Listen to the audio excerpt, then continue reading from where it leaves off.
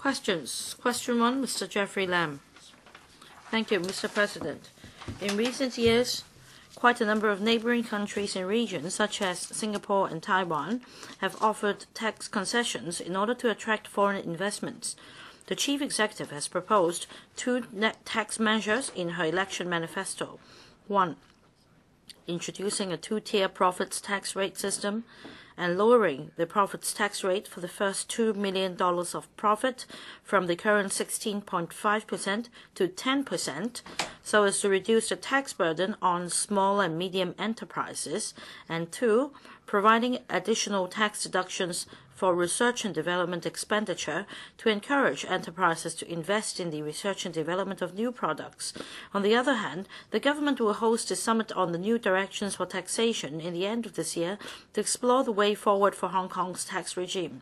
In this connection, will the government inform this council, 1, of the details of and the implementation timetables for the above said two tax measures, 2, of the date and venue for the hosting of the Summit on the New Directions for Taxation, the list of the speakers and guests to be invited, as well as other details, and 3, whether it will take the opportunity of hosting the Summit on the New Directions for Taxation to examine, at the same time, the tax proposals put forward by some members of the business sector, which include amending Section 39E of the Inland Revenue Ordinance to enable manufacturers to be entitled to allowances in respect of the machinery and plants used in their production procedures located outside Hong Kong, and urging the mainland authorities, after drawing reference from the legislation on border tax, city tax implemented in Europe, to enact similar legislation stipulating that Hong Kong residents who have worked on the mainland for more than 183 days within a year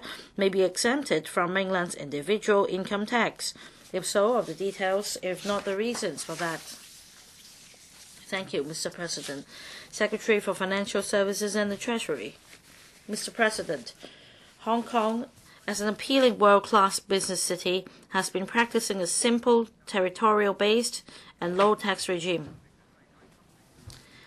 As stipulated in Article 108 of the Basic Law, the Hong Kong Special Administrative Region shall, taking the low tax policy previously pursued in Hong Kong as reference, enact laws on its own concerning types of taxes, tax rates, tax reductions, allowances and exemptions, and other matters of taxation.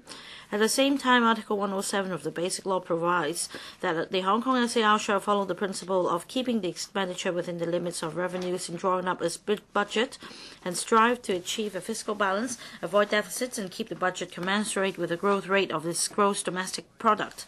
On the premise of fiscal prudence and maintaining low tax rates, the SAR government has introduced various tax measures over the past years to promote the development of relevant industries with the aim of consolidating Hong Kong's position as an international financial, commercial, tourism and logistics center. These measures include waiving hotel accommodation tax, exempting duties on wine, beer, and other alcoholic beverages except spirits, abolishing estate duty, exempting offshore funds from profits tax, attracting financing companies to develop business in Hong Kong, and promoting aircraft leasing business. Meanwhile, we must ensure that these tax policies meet the requirements of the Organization for Economic Cooperation and Development, OECD, and the European Union, so that they will not be regarded as harmful tax practices. My reply to the three parts of the question is set out below. 1. In the 2017-18 budget, the Financial Secretary announced that a Tax Policy Unit, TPU, will be set up in the Financial Services and Treasury Bureau. The TPU has three objectives, namely, A, to ensure that our tax regime aligns with international standards, B, to leverage our tax policy to promote the development of Hong Kong's economy and industries, and C, to explore ways to broaden the tax base and increase revenue, with the first priority being to capitalize our tax policy to facilitate the development of Hong Kong's industries and economy. The TPU has commenced its work since late April this year. The first research topic is the provision of enhanced tax deduction on research and development expenditure. The introduction of a two-tier profits tax system, as proposed by the Chief Executive in her election manifesto, will be the next item on TPU's agenda. Once specific proposals have been drawn up, the government will consult the stakeholders concerned. Part 2 of the reply. With the inauguration of the new term government on the 1st of July 2017, we will kickstart the preparatory work for the summit on taxation later on. Members' views are most welcome. 3. I appreciate that the business sector and other stakeholders in the community may put forth different suggestions on taxation. In studying these proposals, the government has to carefully consider important factors, such as whether the proposals are consistent with the fundamental principles of our current tax regime, including territorial source and tax symmetry, whether they will easily lead to tax avoidance loopholes, as well as how they will impact on tax revenue. Section 39E of the IRO Inland Revenue Ordinance aims at preventing taxpayers from avoiding taxes through various leasing arrangements for machinery and plants. Taxpayers who let others use the machinery and plants outside Hong Kong are not entitled to capital expenditure allowances. In fact, the government has reviewed this arrangement before. Our concern is a relaxation of Section 39E of the IRO to grant capital expenditure allowances on leased machinery and plants will violate fundamental principles such as territorial source and tax symmetry, and may even be regarded as encouraging the transfer of company profits via transfer pricing.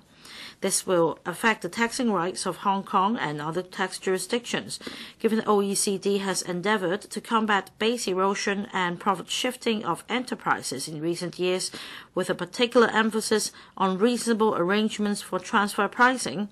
We cannot relax Section 39E of IRO easily, lest the relaxation could be regarded as a harmful tax practice. Regarding the tax arrangements for cross-border workers, the mainland and Hong Kong signed in 2006 the arrangement between the mainland of China and the Hong Kong Special Administrative Region for the avoidance of double taxation and the prevention of fiscal evasion with respect to taxes on income, which allocates the taxing rights of employment income between the mainland and Hong Kong. Both sides will handle tax assessments on income over which they have a taxing right in accordance with their respective tax laws. Hong Kong residents working in both places may apply for tax relief in Hong Kong under the IRO and the arrangement if their employment income chargeable to tax in Hong Kong has already been taxed in the mainland.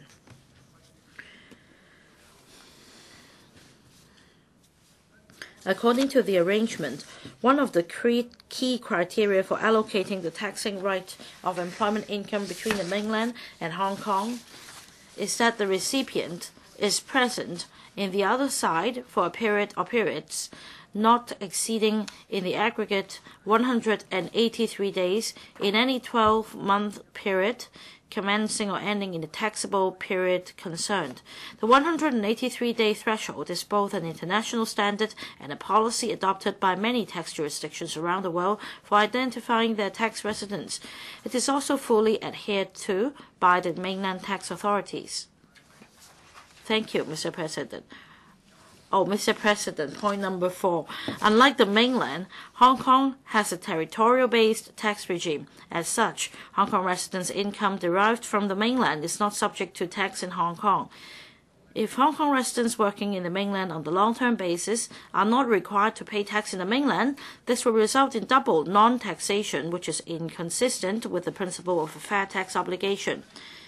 Meanwhile, under the preferential policy approved by the State Council, Hong Kong residents working in Qianhai of Shenzhen or Hangqian of Zhuhai have been able to enjoy tax relief for mainland's individual income tax to offset tax differential between the two places under prescribed conditions since the 1st of January 2013. For Hong Kong residents who enjoy such tax relief, the actual individual income tax burden in the mainland is broadly the same as the tax burden they bear for working in Hong Kong. Looking ahead, we will continue to explore with the mainland authorities on tax matters concerning Hong Kong residents working in the mainland as appropriate. Thank you. Mr. Jeffrey LAM. Mr. President, this is the first question we put to the administration after our new chief executive assumes office, and I'm very disappointed. Mrs. Carrie Lam suggests that there should be a new attitude in terms of government policies, and reforming the tax regime is one important area of her election manifesto, and she wishes to help SMEs as much as possible. And if her two-tier tax system, profits tax system, is the second item on TPU's agenda, doesn't mean that we need to wait for a long time. And towards the end of this year, the government will host a summit on the new directions of taxation. The chief executive has made this announcement way before, but we have not heard any update. Does it mean that we haven't booked a venue, we haven't recruited any staff, and invited any guests? I find this unbelievable. As for the 183-day rule and the arrangement under Section 39E of IRO, the Secretary only repeated the same tune adopted in the previous administration. He hasn't even suggested that a further study will be conducted. So I don't see this so-called new attitude of the administration. Secretary, I understand that you're open-minded, and in recent years, the government revenue has increased. And, well, please put your question. I'm going to put my question now. There should be more tax breaks, for example, whether there should be tax deductions for healthcare, for purchase of property, renting of property, and also lowering the stamp duty, and also lowering the tax rate for enterprises. I want to know whether at the summit to be held at the end of this year, these tax concessions will be explored in one go. Secretary. Thank you, Mr. President. We mentioned the two-tier profits tax rate system. We have actually commenced work in this regard, and we're looking into the arrangement in Hong Kong, and we are also drawing reference from other jurisdictions. I'm not suggesting that this is the next task that we're going to do. We're actually working on it, and we'll expedite the progress. As for providing tax deductions on R&D expenditure and also the two-tier profits tax system, legislation is necessary. And when we put in place these arrangements to promote economic development, we at the same time need to ensure that this is a suitable tax arrangement so that it brings actual benefits to our economic development instead of only reducing our tax revenue. As for the summit, we are working on it because we have various tax measures. As Mr. Jeffrey LAM mentioned, we have a series of tax measures, and we are considering what measures to discuss at the summit, because we need to put in place suitable arrangements so that we can discuss these items at the summit. As for the 183-day rule, this is the international practice.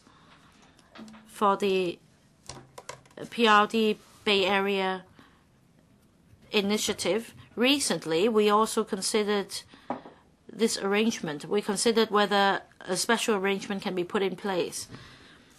For the 183-day rule, if somebody stays in the mainland for over 183 days, the person will be required to pay individual income tax on the mainland, and this is the right of the mainland tax authority.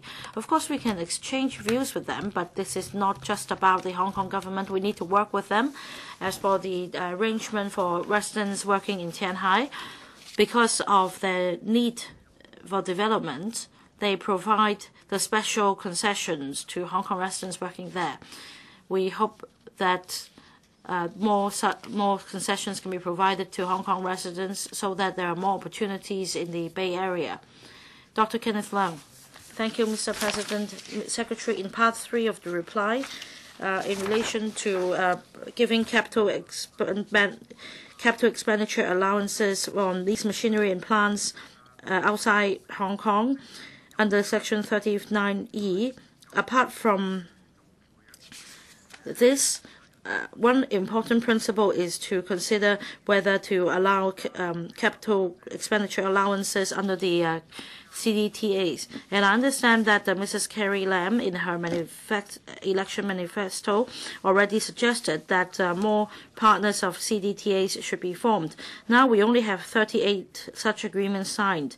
It will be very time-consuming exercise to sign individual agreements with these partners. I want to know whether you have any legislative intent so that we can sign multilateral CDTAs in the future.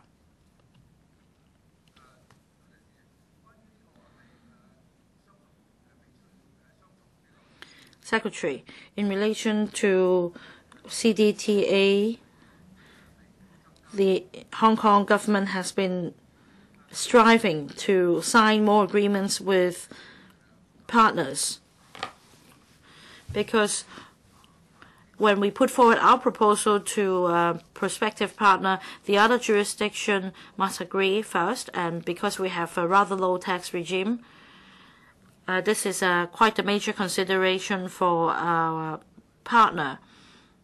As for multilateral agreements, we'll look into the feasibility.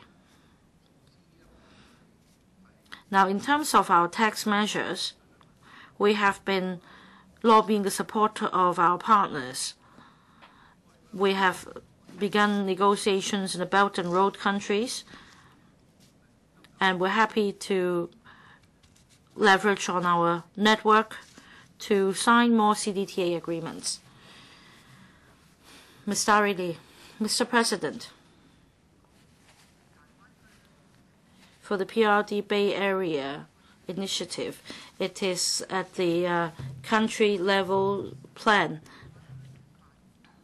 It is a question of how we can capitalize on the Bay Area plan so that more opportunities may be offered to our residents, and tax measures is very crucial.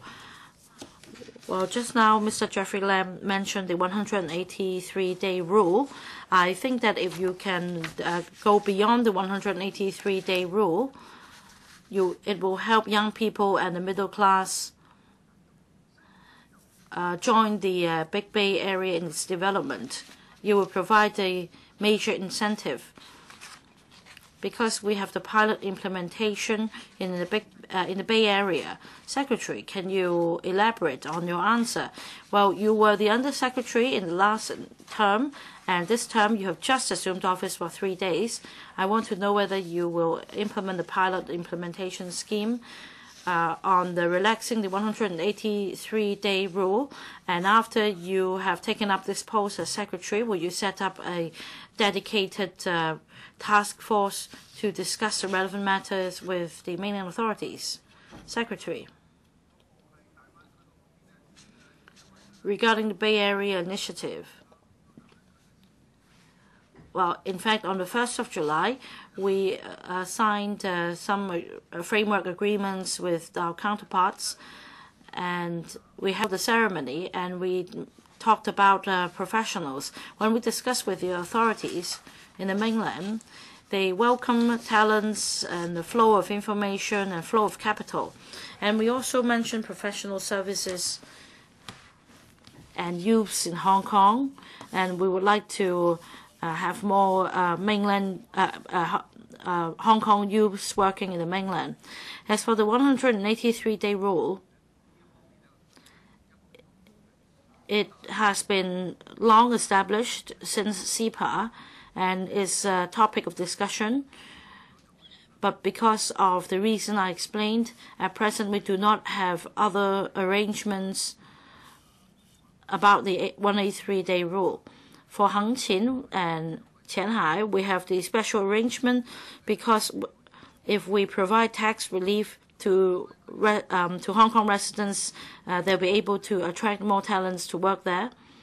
As for the pilot implementation of Big Bay initiatives in the Guangdong Framework Agreement, we will strive to provide more opportunities for Hong Kong people. Ms. Starry, your question has been answered. Does it mean that a working group will be set up to strive to relax the 183-day rule? Secretary, But about the need to set up a working group to take up this task, we will consider this suggestion, because for PRD Bay Area, we have different groups working on the initiative.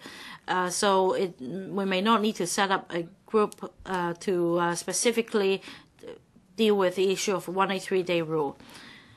Mr. Martin Liao, the tax regime is relevant to economic development. For two-tier profits tax system and tax deductions on investment in R&D, it will help SMEs and boost our economic development, and in the long term increase government revenue. At the same time, spending within the means is also the principle of drawing up its budget by the Hong Kong SAR in Article 107 of the Basic Law. And profits tax is the major tax revenue source. So in terms of implementing the two-tier profits tax system and tax deduction on the expenditure on R&D, is there a time frame, and has the government considered the fiscal implications on the public coffers? Secretary. We agree that these two measures will help enterprises in Hong Kong, in particular SMEs, and in particular about the two-tiered profits tax system. Based on this principle, we are exploring the idea of tax deductions for expenditure on R&D and what percentage should be adopted, whether it should be 200 or otherwise. And the Chief Executive, in her election manifesto, also covered these suggestions. We have not come up with any figure in particular, but we are conducting studies to see the different scenarios and the implications concerned. Roughly speaking, in terms of tax deductions on the expenditure on R&D, we're talking about an implication in the sum of several $100 million. In terms of the tax revenue as a whole, we're talking about billions of dollars. So we need to conduct careful studies to see how we can better help enterprises and SMEs. Question 2, Mr. WU Chi-wai. Thank you, Mr. President.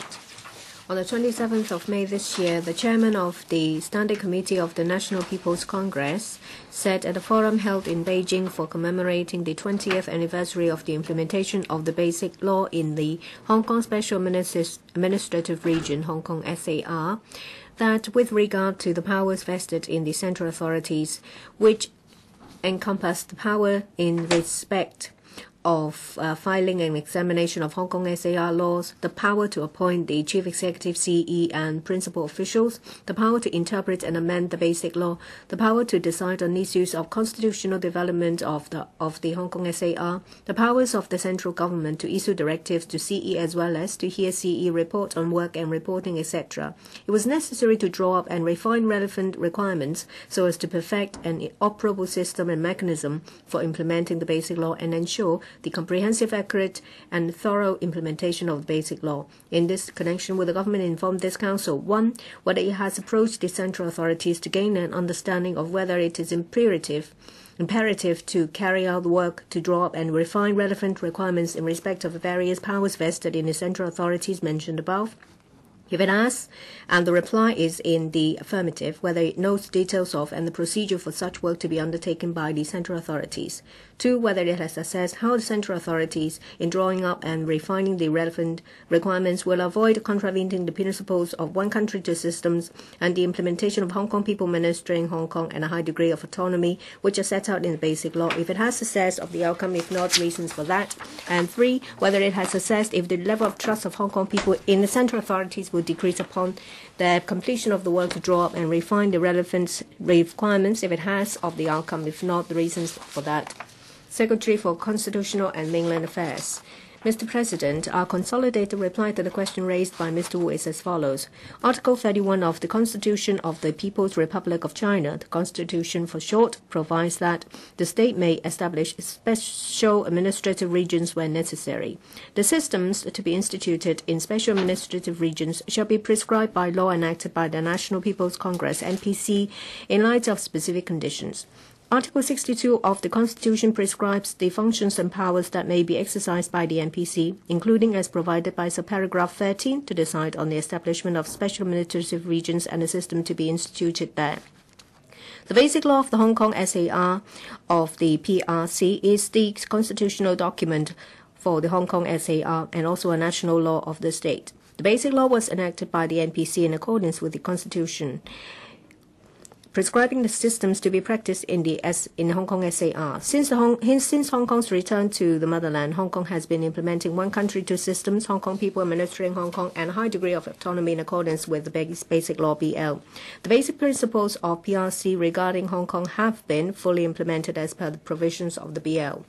The question has referred to the speech made by Mr. Jiang, chairman of the NPCSC, the Standing Committee of the NPC, at the seminar commemorating the 20th anniversary of implementing the basic law of Hong Kong SAR on 27th of May. In his speech, Mr. Jiang reviewed the successful implementation of one country, two systems in Hong Kong and summarized the valuable experience gained in implementing the BL. He elaborated particularly on three areas, including the enactment and implementation of the BL, the experience in implementing the BL, and ways to further enhance the thorough implementation of the BL. Mr. Jiang not only spoke on the background, drafting, and consultation process of the BL, but also summarized the successful experience in implementing one country, two system and the BL in the past 20 years.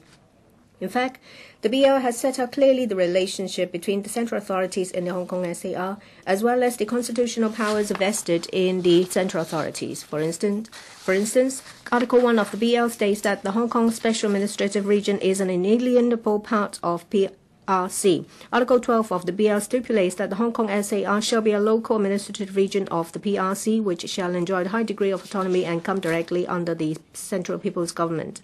With regard to the appointment of the CE and principal officials, Article 45(1) and Article 15 of the BL prescribe, respectively, that the CE of the Hong Kong SAR shall be selected by election or through consultations held locally and be appointed by the CPG, and that the CPG shall appoint the CE and the principal officials of the executive authorities of the Hong Kong SAR in accordance with the provisions of Chapter 4 of the BL.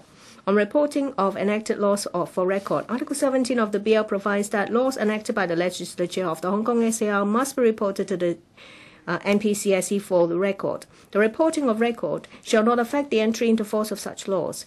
If the NPCSC, after consulting the Committee for the Basic Law of the Hong Kong SAR, considers that any law enacted by the legislature of the region is not in conformity with the provisions of the BL regarding affairs within the responsibility of the central authorities, or regarding the relationships between the central authorities and the region, the Standing Committee may return the law in question but shall not amend it. Besides, the power of interpretation and the power of amendment of the BL are respectively set out in Article 158(1) and Article 159(1) of the BL, stating that the power of interpretation of the BL shall be vested with the NPCSC and the power of amendment of the Basic Law shall be vested in the NPC, respectively. As regards the constitutional development, Article 45, 68 and Annexes 1 and 2 to the BL prescribe in detail the methods for selecting the CE as well as informing the LegCo. The constitutional powers and roles of the NPCSC are clearly spelled out in provisions.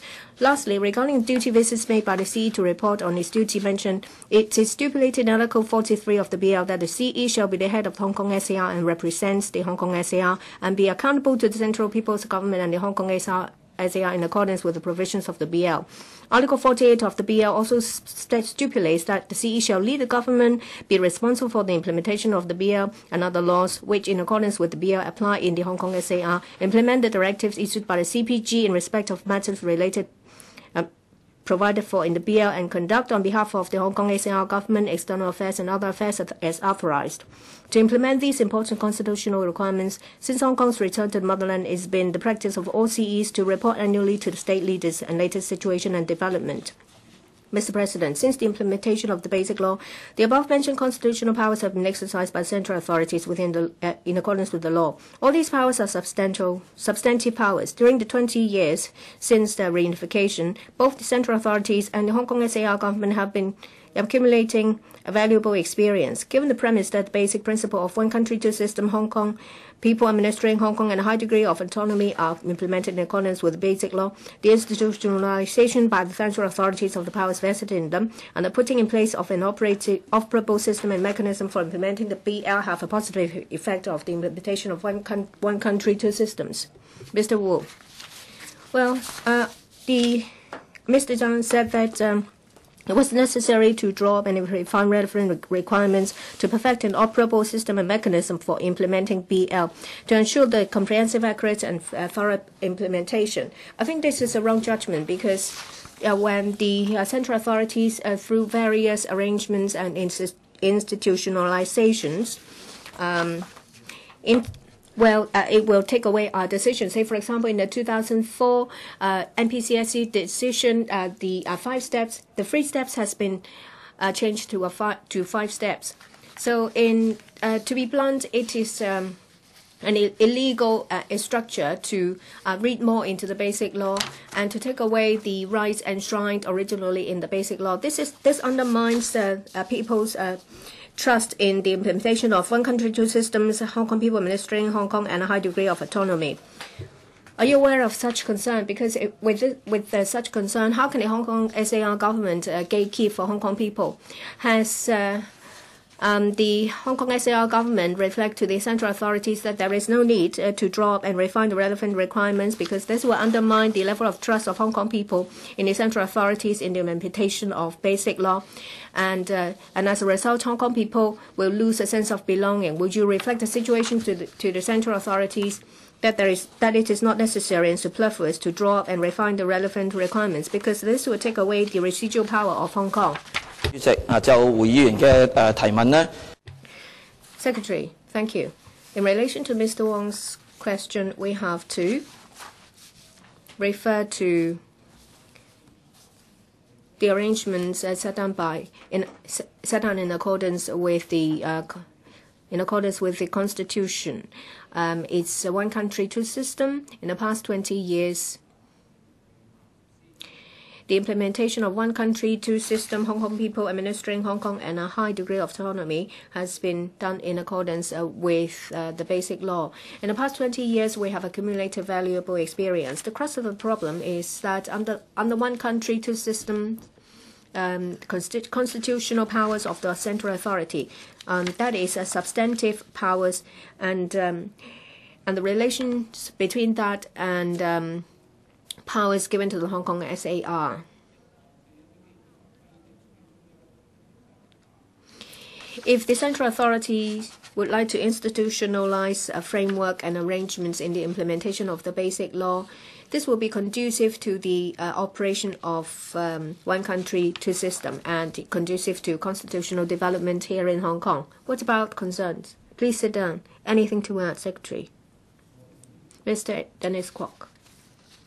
In your answer, Secretary, you've mentioned the PRC Constitution and the Basic Law, but you have left out the foundation of the Basic Law, which is the Sino-British Joint Declaration.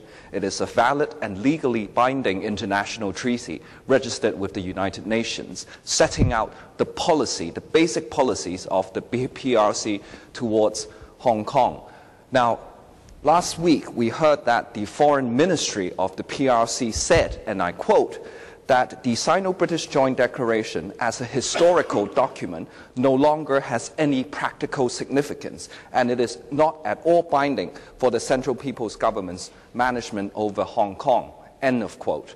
Now, as the Secretary, on your first occasion, would you use this opportunity to reaffirm to the Hong Kong people and the international community that the Sino-British Joint Declaration is still a valid and binding international treaty? Mr. Dennis Kwok, your question is different from the main question. However, Secretary, do you have anything to say?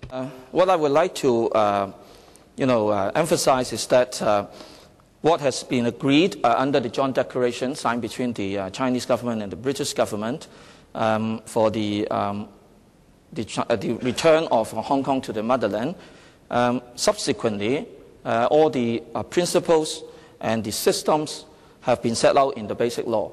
And since the return of Hong Kong to the motherland, and in the past 20 years, we have been implementing the one country, two systems under the Basic Law. So what has been enshrined in the joint declaration has been actually implemented through the implementation of the Basic Law. Thank you, Mr. President. Can you answer my question? I asked whether you would reaffirm the validity and binding nature of the Sino-British Joint Declaration. Thank you. Mr. President, I think the Joint Declaration is an international treaty. I would like to emphasize that the Joint Declarations, what has been agreed in the Joint Declaration has been implemented through the Basic Law. Mr. Lee. Well, the speech of President Xi and Mr. Jiang clearly sets out one country, two system being implemented in Hong Kong.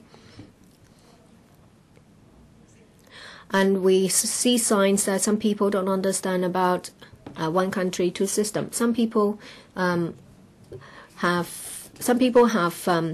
thought that the two systems actually will have unlimited power. Well, they have forgotten the point that actually one country is the root of two systems. So in relation to implementation of universal suffrage and the implementation of Basic Law, how will you make sure that Hong Kong people, civil servants and electoral members will better understand the relations between one country and two systems? Secretary, thank you, Ms. Lee. Just like what I replied to Mr. Wu, one country, two systems is a new concept. It's an exploration journey in relation to its implementation.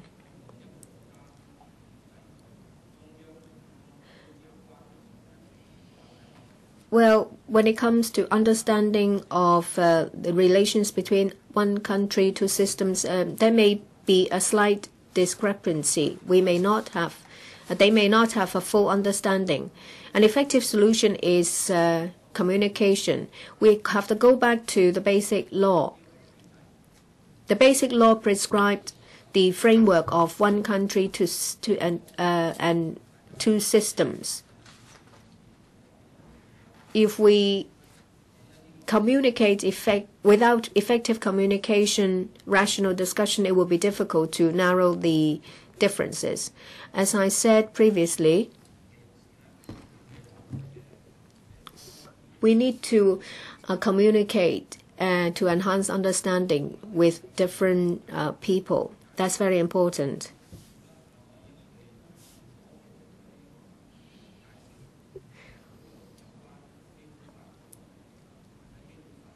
How do we promote discussion of implementation of the Basic Law and to enhance understanding? And I do believe that it is very effective to have good communication. We make use of the advantage of one country, two system to bring about better societal and economic development. And there will be representatives in the international arena, and they will all be conducive to our understanding of the one country, two system. Mr. Alvin Young, in the main reply of the Secretary, I can't see any direct answers given in relation to powers of the central authorities. Mr. Zhang, the NPCSC chairman, talked about the powers vested on the central authorities. And can you tell me any information about filing an examination of any pieces of legislation of Hong Kong? Secretary, in my reply, I the question mentioned about the powers of the central authorities and whether the drawing up and refine of the relevant requirements will affect the implementation of the basic law and the one country, two system. We have to go back to the basic law to refer to the powers and the relations between the central authorities and the Hong Kong SAR. So I cited various articles to explain my point. The Hong Kong SAR will communicate closely with the central authority. Mr. Young, does it mean that the Secretary doesn't know if the central authorities have any plans to file and examine any bills or propose legislative amendments? I don't have anything to add. Ms. Claudia Mo. Well, under one country, two systems, Mr. Jiang still emphasized that, the central authorities will have complete power to administer Hong Kong. I want to ask, does it include this? That is, if Mrs. Carrie Lam doesn't have the confidence to enact Article 23, the central authorities can on its own enact Article 23. When it comes to comprehensive power to administer, Article 1 has set out the fact that the Hong Kong SAR is an inalienable part of the People's Republic of China. Well, I want to say again that we have to refer to various articles 1, 12, 2, and 2. Articles talked about the high degree of autonomy and executive, legislature, and independent judicial power. The Hong Kong SAR has always followed these articles to meet the requirements. Mr. Michael Tian, does it mean, please, you have to point out your question. Anything to add, Secretary? Yes or no? That was my question. I believe I have made it very clear that all guiding principles will have to go back to the articles in the basic law in relation to obligations and rights. Mr. Michael Tian.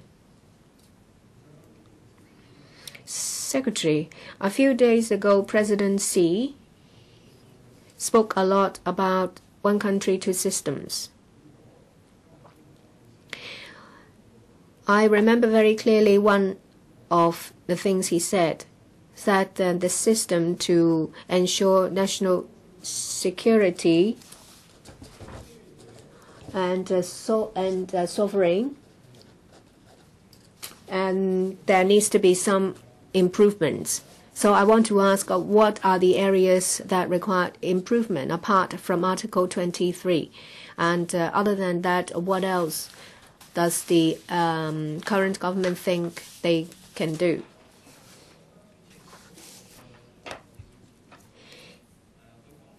In the inauguration speech of the president, he talked about one country, two system. One country is the root and the fundamental. So on the fundamental, we implement two systems and to deal with the relations between one country and two systems.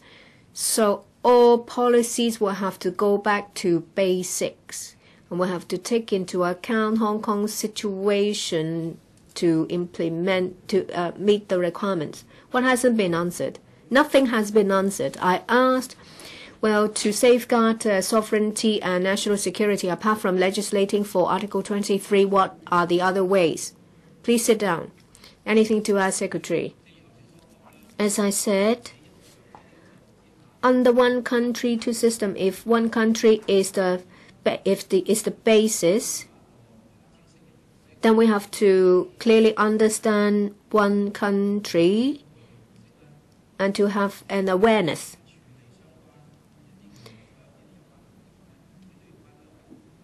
And we deal with everything based on this basic.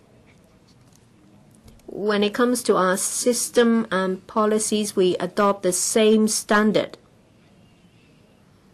to deal with one country, two system, and the relations between one country, two system, and also relations between Hong Kong SAR and the central authorities. The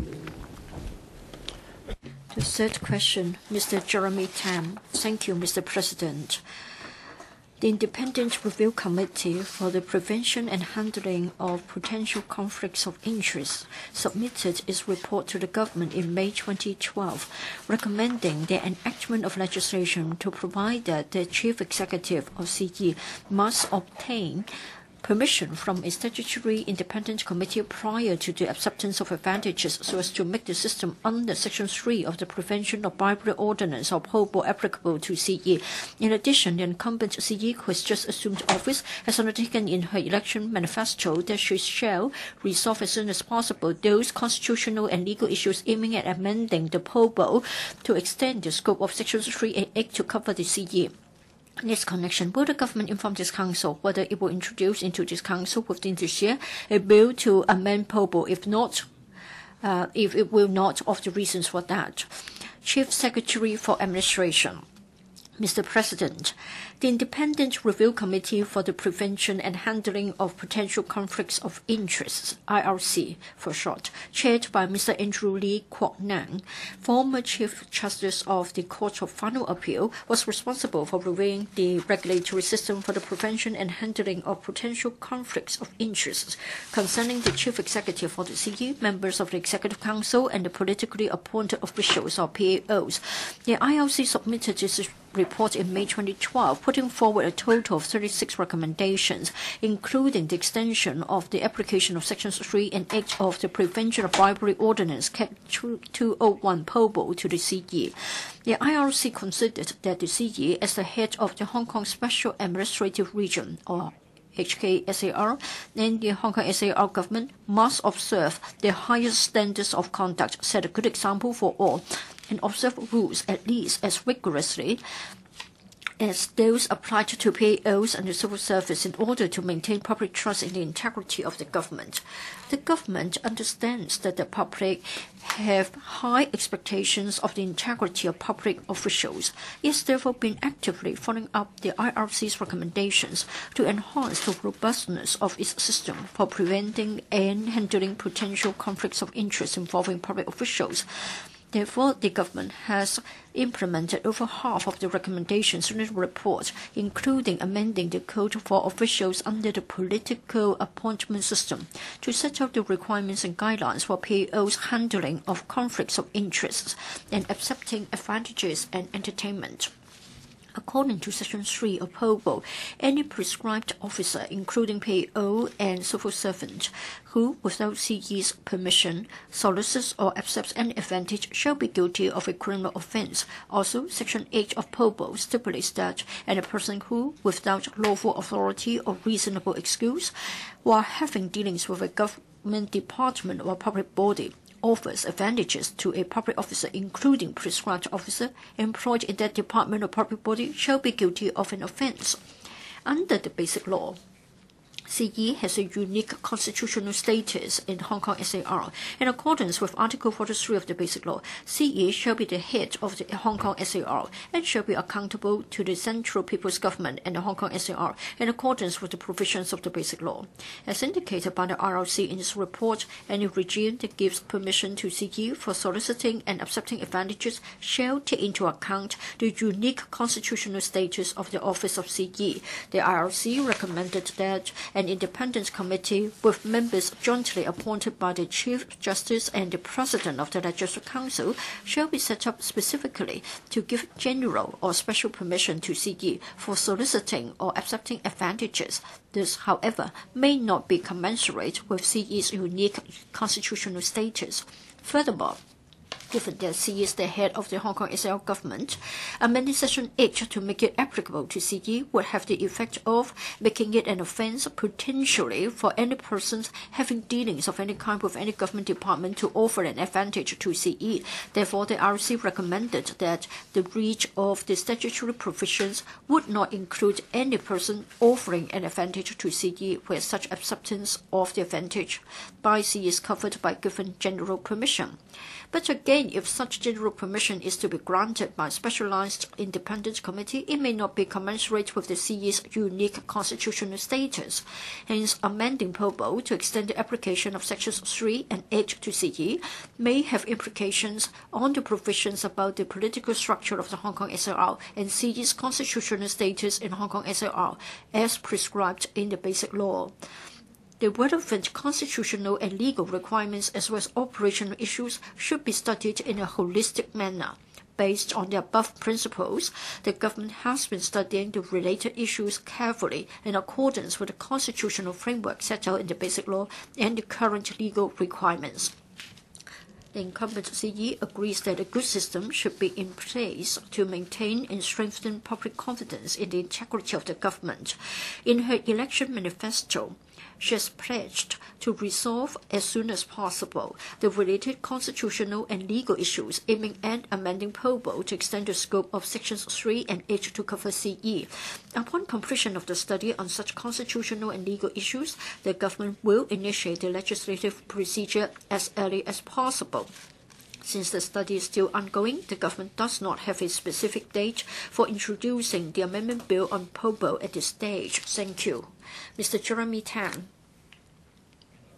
Thank you, Mr. President. This morning, during the CE's question time, the newly elected CE, Mrs. Carrie Lam, has said that she would do it as soon as possible. So has she said, this been said in her electoral manifesto. This is confirmed in the answer given by the Secretary. You have been studying the issue. You have simply said that you would initiate the legislative procedure as early as possible. Well, probably you can't tell when you are going to initiate the legislative procedure. But then, as you have said that the study is still ongoing, so does it mean that the CE has already asked the relevant authorities to start the study? Is it already underway? CS. Yes, I can confirm that the study has already been started. And incumbent CE is very concerned about this issue, as she has said earlier on. In paragraph 2.9 of her electoral manifesto, she has promised to resolve the problem as soon as possible, but then there are constitutional and legal issues as well as operational issues that are complicated. Mr. Dennis Kwok, I think you wrote the reply last week, and that's the official reply from the last term government. Now we are talking about the current term government. I think you need to come up with a timetable immediately. Mr. President, I have proposed 2 pieces of private members' bill to amend the POBO as well as the ICC ordinance. If you have the will to do it, you can do it very quickly. So CS, please give us the timetable. And are you going to accept my private member's bill to reform the ICC, because that would make the operation of the ICC more independent and not to be interfered by the CE? There are 2 questions, Chief Secretary. For the current term government, in particular the CE, will personally take up this matter. We take it seriously. It has been initiated. As I have said in my main reply, there are constitutional and legal issues that are complicated. There are also operational issues. We will be losing no time in doing it.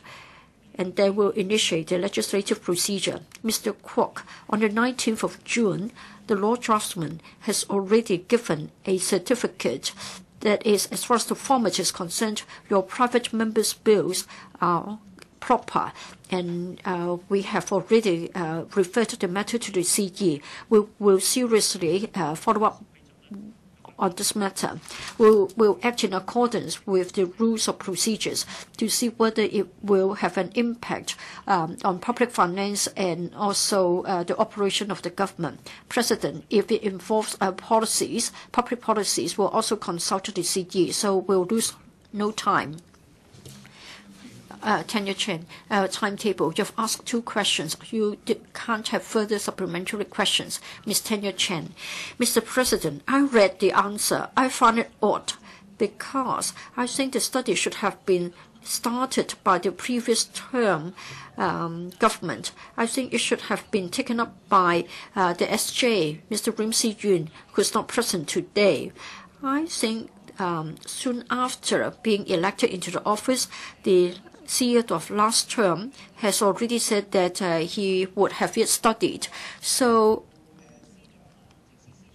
have you got somebody else doing it? Are we talking about the same SJ, or are you going to ask another official or another person who will be the candidate for the next SJ to do it? Secretary.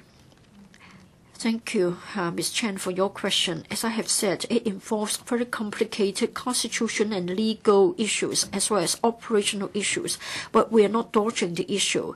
The incumbent CE in paragraph 2.9 of her electoral manifesto has said that she will follow this up as soon as possible. Please give us time and room to follow this up.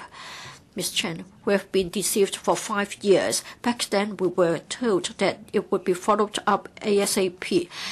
Which part of your question hasn't been answered? Timetable, 2 years, say for example. Secretary, anything to add? Well, this is part of her electoral manifesto. So we must achieve some progress and give you an account within the current term of the government. Mr. Elvin Young. In the last paragraph of his reply, he referred to the study. Can he not divulge more information when he talks about the study? Is he referring to the Department of Justice, or do you have to consult any authority outside of Hong Kong so as to assist in the study or the research? CS. Thank you, Mr. Young, for your question. We need to have a holistic study. It involves the basic law, the constitutional requirements, legal issues, and operational issues. We will take a holistic manner. We'll take a holistic manner when we study the matter, and different policy bureaus will be involved. Therefore, we are going to take a comprehensive approach, and it will take a bit more time. Which part of your question hasn't been answered? My question was, would it be confined to the SJ or the DFJ in Hong Kong or anybody's outside of Hong Kong? We won't rule out the possibility if we need to do so. We need to be objective, we need to do it properly, and we have to be comprehensive. We want to move forward. It is not that we are unwilling to do it. If we are unwilling to do it, then we won't take it up. Please give us room and time, and we'll report the progress to you. Mr. Michael Tian. I don't have any strong legal background. I often regret that I haven't read law when I studied, and instead I've been focusing on business and commerce. Well,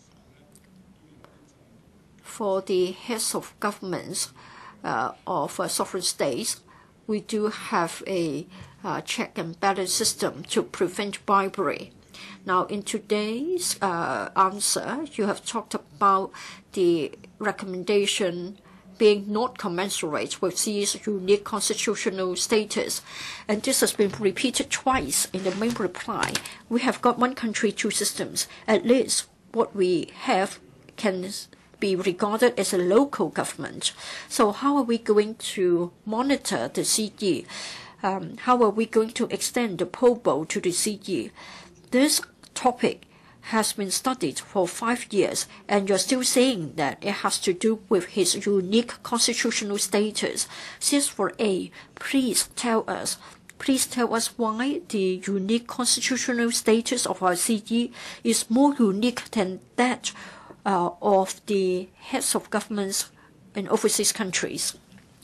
CS4A, in simple terms, what we're talking about is to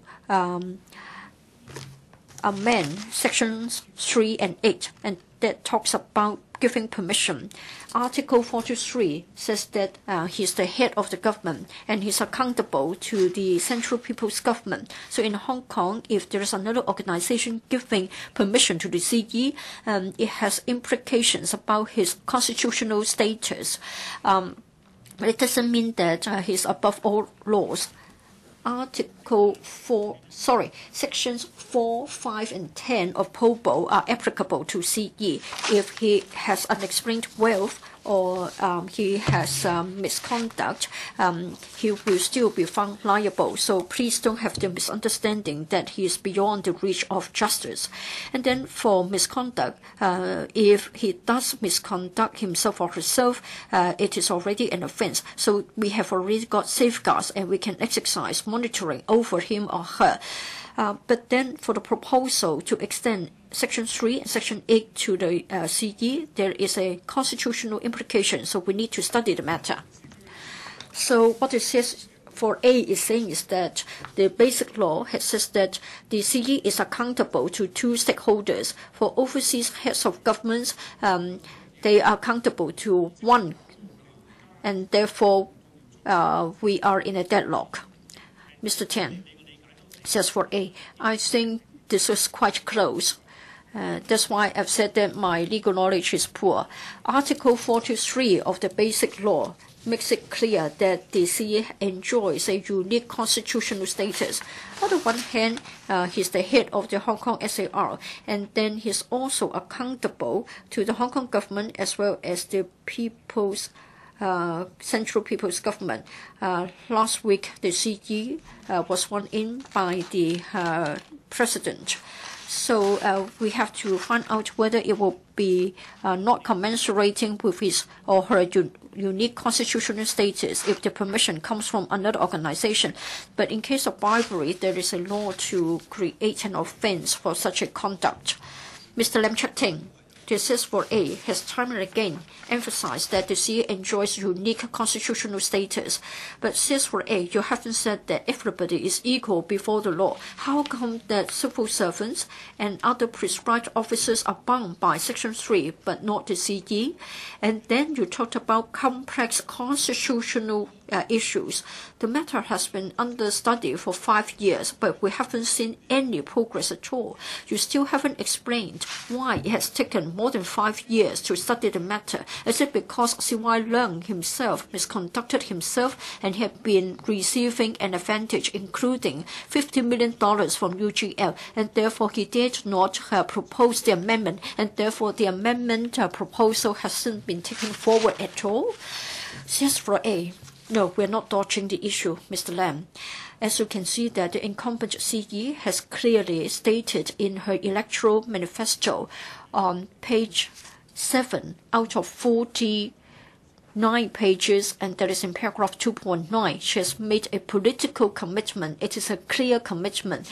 The wording is clear, so please give us time and room. This is but the first logical meeting of the current term government. Whenever we achieve any progress, we'll come back to give you an account ASAP. The CE just now has also promised personally to follow up on the matter. Mr. Lam, just now I referred to the CY Leung administration. Now you talk about the Carrie Lam administration. You have raised your question. Please take your seat. CS4A, anything to add? We need to look forward, not back. And for the current term government, we talk about the incumbent CE's commitment, and we are going to implement it within the current term. Mr. Paul Chair, I studied law, I studied business, so I won't have the same regret as Michael Tian. But then I would like to pick up his point about the head of governments, and he would like to know why our CE is different. Now, I would like to follow up on the CS4A's answer. Now, it is said that the CE has a transcendent status. But then as early back as 2012, the committee under Mr. Andrew Lee must have looked at everything, including the constitutional status. This won't have been omitted. Are you actually saying that their consideration wasn't comprehensive enough? Does it mean that you have to refer the matter back to the committee so that we won't have to suffer from delays after delays? Well, for the IRC under Mr. Andrew Lee has already said that members have looked at the unique constitutional status of the CE, but then the IRC has suggested that there should be an independent committee with members jointly appointed by the CJ and the president of the LegCo, and the committee will give permission. Yes, I agree with you. We need to be more open-minded. We should get more input. We should get more expert advice. What about the role of the committee? Can you reconsider it? This hasn't been answered. We won't rule out anything. Any advice, any think tank advice, any expert advice will be welcomed by us. Question number 4, Mr. HO Kai-ming. President, the government has repeatedly stated that as the radio frequency electromagnetic fields generated by radio base stations for mobile communications, or RBS, are a type of non-ionizing radiation with low energy, they will not cause harm to human body. However, quite a number of members of the public, particularly those living in the vicinity of RBS, have expressed concerns. In this connection, the government informed the Council one of the current total number of RBSs across Hong Kong, the number of those are installed in residential buildings with a breakdown by subsidized housing and private housing. The highest number of RBSs installed in one single building, names of these buildings in subsidized housing, and number of RBSs in each of such buildings. 2, what it knows of the total amount of license fees collected in each of the past 5 years by the HA in respect of RBSs installed in the housing estates, whether HA will ask mobile network operators to relocate to other places those RBSs which are in close proximity to residential units, and whether HA will measure the levels of radiation generated and make public the results, if so, of the details, if not, why not. 3, whether the government will issue guidelines or enact legislation on the shortest distance between RBS and a residential unit and the highest density of RBS so as to allay public concerns.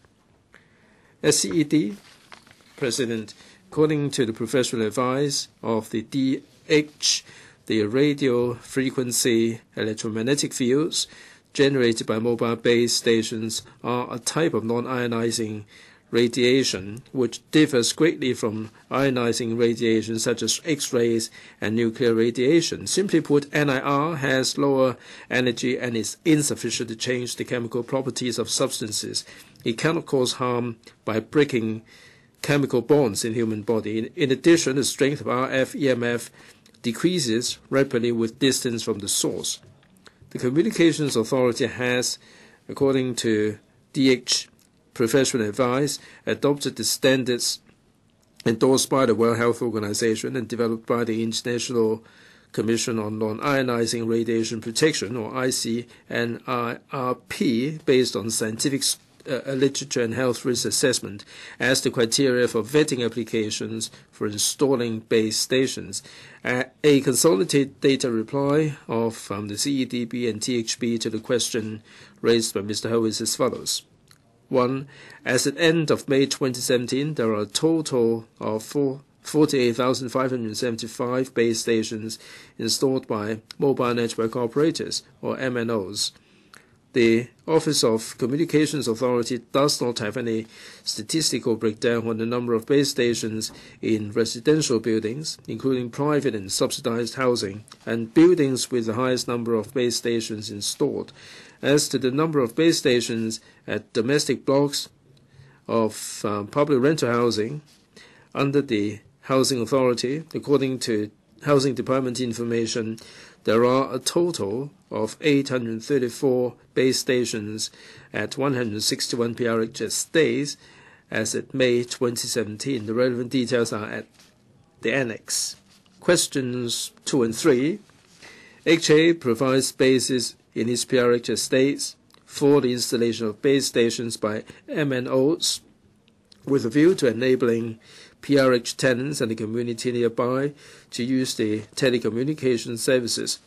Upon receipt of requests from MNOs, HA will require it to submit the carrier license issued by the CA.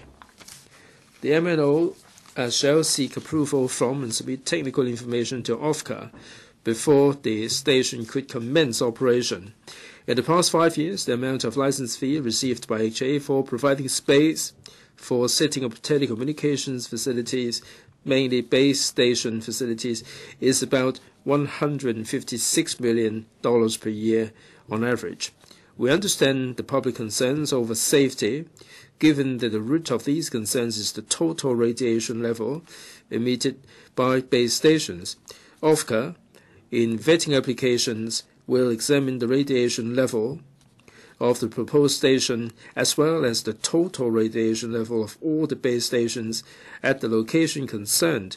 If other base stations have already been installed in the vicinity, this is to ensure that the total radiation level does not exceed the International Commission's limits before granting approval. MNOs are required to provide OFCA with measurement reports within a month from commencement to demonstrate the total radiation level complies with the safety requirements. This standard, which is based on the compliance of the total radiation level with the ICNIRP's limits, is more objective and scientific and is widely accepted by the international community. The US, the UK, Canada, Germany, France, Australia, New Zealand, and countries with dense populations such as Singapore, Japan, and Korea have all adopted this standard. In addition, to ensure that the base stations constantly comply with the relevant standards, OFCA has been conducting on-site measurements of radiation level of the base stations in response to requests of members of the public, including PRH tenants, and initiating random checks.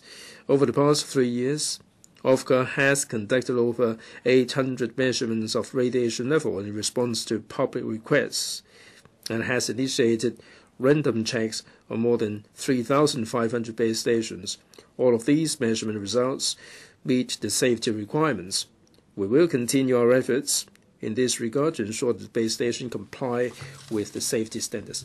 Mr. HO Kai-ming, President, the government should not adopt the ICNIRP standard to determine safety. We have received many complaints that people were affected by the RF EMF. Now, if you use the Wi-Fi, you can feel it yourself. The residents are living in constant fear about their life. Will the administration be legislating to regulate these base stations? And if the residents of the PRH feel that they are affected, would this become a reason for them to be rehoused elsewhere? Secretary, SED. In connection with Mr. Ho's question, of course, I would fully appreciate what he said, and members did raise similar questions before. Now we have to look at the standard. The standard is on the basis of health, and we have the scientific method to adopt the standard of the International Commission. And the standard is safe and it is scientific. It is also endorsed by the international organization. That this forms the standard which will assuage public concerns. Of course, we have to look at the standard to see whether there is a need for any updating. As regards rehousing, I defer to my colleagues, Mr. Chen. STH, President, I'd like to reiterate that in accordance with the safety standards and regulatory standards, the public safety, public health is safeguarded. As Mr. Yao said, the WHO and other countries recognize that this is reasonable and this is scientific as a standard. If the residents of the PRH feel concerned and worried, they can get in touch with the estate management officers, and we would treat these as complaints. We refer them to the OFCA, and the OFCA will be conducting on-site measurement of the radiation level.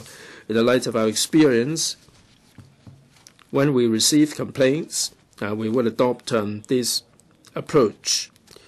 According to OFCA's results, the radiation level is pretty low.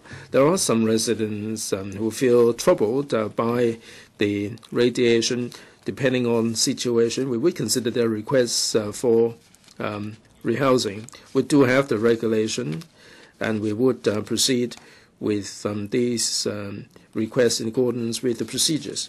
Mr. Andrew WAN, President, Mr. Ho raised the ICNIRP's standard. This is not the only standard in the world. Now, let's not argue over this standard. According to the reply, the Housing Department or the OFCA do have the procedures regarding the installation of these space stations. I know that this is a self-declaration.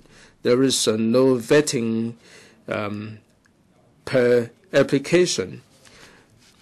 The number of these space stations will cause public concerns, and this will also cause safety, structural integrity of the buildings, the consumption of electricity, the implications on fire safety, and so on. Will the administration be formulating a set of guidelines and measures to make sure that the installation of the base stations will be more regulated in terms of the total numbers and also the distance between the stations and the roof and so on?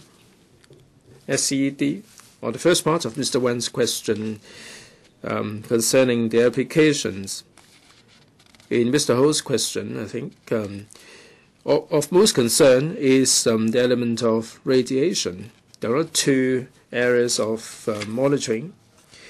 If an MNO would like to have a rooftop, for example, for installation of the base station, it has to file an application which has to be in compliance with the CA standard. Second, once approval has been given, within a month there has to be an on-site measurement to demonstrate that the radiation level is at a level as it said it is. As I said in my principal reply, the OFCA would random check about 3% of the base stations. They would take measurement. Over the past 3 years, we have random checked 3,500 base stations altogether. Members and also some district councillors would, from time to time, lodge complaints. As STH, Mr. Chen said, they will take measurement at the complainants' homes. We have conducted 800 measurements in this regard. When complaints are lodged, this will be done. Mr. Wan also referred to the number. As I said in my principal reply, there are concerns that the number of base stations, if they are packed together, they may exceed the level. Now, we are not looking at the number of stations. We are looking at the radiation level to make sure that it is not in excess of the level. Mr. Wan, question not answered? My question is not answered. My question is about the loading, the implication on safety, on electricity consumption, and so on. STH. President, thanks very much for the opportunity. I am an engineer by profession. Perhaps I'd like to say this on behalf of Mr. Yao. The building management is very comprehensive in Hong Kong. The electricity supply, the MSD will look at this. For loading, the buildings department will look at the weight of the equipment. For fire safety and others, the relevant departments will follow up on them. We appreciate members' concerns. If there is a rooftop where there are many base stations, it is only natural that the members of the public are concerned about their safety. But in Hong Kong, in terms of planning, buildings, and installation of base stations, we do have a very rigorous supervision system. Departments are discharging their respective duties in terms of inspections and prosecution if necessary. Thank you. Mr. Chow Smok. President, other than Mr. Yao, we have Mr. Chen, STH, an engineer. I think this is a new arrangement, which is good. I think for the installation of base stations, we have to strike a balance between members of the public's concerns and also the reception of telecommunications signals. And other than public concerns, we have to look at the scientific data. The Secretary mentioned a lot about them. I've received complaints about inability to get online and also the impact of the base stations. I think the mobile network operators face a lot of difficulties. Your question, please. I'm coming on to that, President. They would like to get as far away from the residential dwellings as possible, but they can't many a time. Will the government do the coordination work to provide facilities for shared use? When 5G is used, the small cells would face many more problems, and this is a recipe for conflicts. So will there be any more shared use of the facilities as part of the solution to the problem? All right, SED. I go along with Mr. Chow Smok, Mr. President. On the one hand, the residents are naturally concerned about the sheer number of the base stations, which will be detrimental to their health. In my reply, I'd like to get across the message to the public that we work on the basis of scientific approach and the international standard. Mr. Mok has a point that when new housing estates are coming on stream, the residents may lodge complaints about the poor reception without these mobile base stations.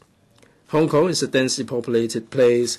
If we have too many of these base stations, it would cause public concern. It may not be an optimal use of resources. At the moment, I understand that when we talk with the operators, they would cut down on the number of unnecessary base stations. Mr. Mok is right. When we move into 5G, I think we have to adopt a different approach regarding the installation of base stations. I agree with Mr. Mok that we have to optimize the resources. Ms. Alice Mack.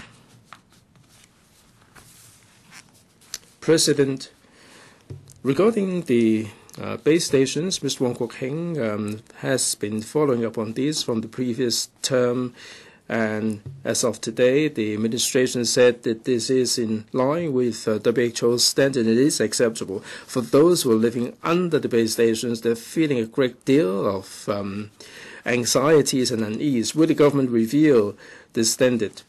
In private residential buildings, the owners may not be aware or prior to the purchase of the presence of the base stations. Will you incorporate this into the regulatory scheme for first-hand property? Right? SED. My thanks to Ms. Alice Mack for the question. Over the past couple of years, in the last term, I think some members have received complaints from the members of the public, or they will express concerns on the basis of media report. I think we have to be pragmatic and state the facts. In our system, we are addressing public concerns. If there are residents who feel that they're too close to the base stations, we would turn up at their home to take measurements, and we would let them know about the findings. I've gone back on the record, and sometimes there are places that are widely reported in the press, but the standard, the findings that we came up with were lower than the standard. I don't think we should approach this in a non-scientific way. Indeed, there is an international organization that endorsed the standard. It is also recognized by the WHO. I've cited other parts of the world that are using the same standard. I think this is the best approach. As regards the members of the public, we do have a pamphlet which outlines in simple terms the safety knowledge regarding radiation for the public. Now, that would avoid any unnecessary concerns. And if indeed they do have any concerns, there is an avenue for them to lodge a complaint. Now, will this form part of the home purchase requirement? I've heard what you have to say, and I'll think about it. Mr. Leung Yu-chung, President, the two secretaries mentioned that the base station installation has to fulfill relevant standards and people don't have to be worried. On the contrary, people are living in fear, in particular in public housing estates, because they feel that the base stations are pretty close to where they live, and they are living in fear of their own health. With so many base stations and antennas, no consultation has ever been undertaken, and you are collecting $156 billion per year in revenue. That begs the question, if people feel threatened physically, will they be given any body check to make sure that they're in good health? SDH, President, I'd like to reiterate that the installation of the base stations is intended to serve the residents in the district. In some places, as I said, there is a problem with the reception of telecommunication facilities. And in some cases, there is no coverage. So we are providing the base stations to serve the members of the public. The fees that we're collecting stands at $156 billion per year. These represent a fraction of the $17.1 billion of the housing authorities, less than 1% of all the money that we collected will be plowed back into the public service. So what we get is being used on the members of the public. So I'd like to reiterate that what we get from the public will be put back into the community. We have to, we understand that people are concerned about the base stations right on top of their heads, but if the professionals are telling you the base station is more like a lighthouse, under the lighthouse there is no beam of light. The beam of light would be extending outward 360 degrees. So those who are living under the base stations, we appreciate their concerns. If there is a need, we would get in touch with the OFCA and turn up at their homes and conduct a measurement to make sure that the radiation is well within the limit and it is safe for them to live in their premises. Consultation. Today, without any mobile facilities, the people of Hong Kong would find their lives incomplete. So the provision of the base stations is something that the people of Hong Kong would need. Thank you. Question 5, Mr. Andrew WAN. Mr. Leung Chun, I asked if residents feel that their health is affected, would the government provide free health check? Thanks very much for the question. In Hong Kong, the public service is at a pretty high level. Any members of the public, if they feel any physical discomfort, they can go to the HA clinics or hospitals for help. If you notice the impact of radiation on human health, I've paid particular attention. I was involved with telecommunication work, and I've browsed through a lot of medical literature and other literature. The non-ionizing radiation would depend on different circumstances, but medically there is no conclusion in this regard. So we do need to have an international standard to let the international community follow to ensure safety level. Thank you.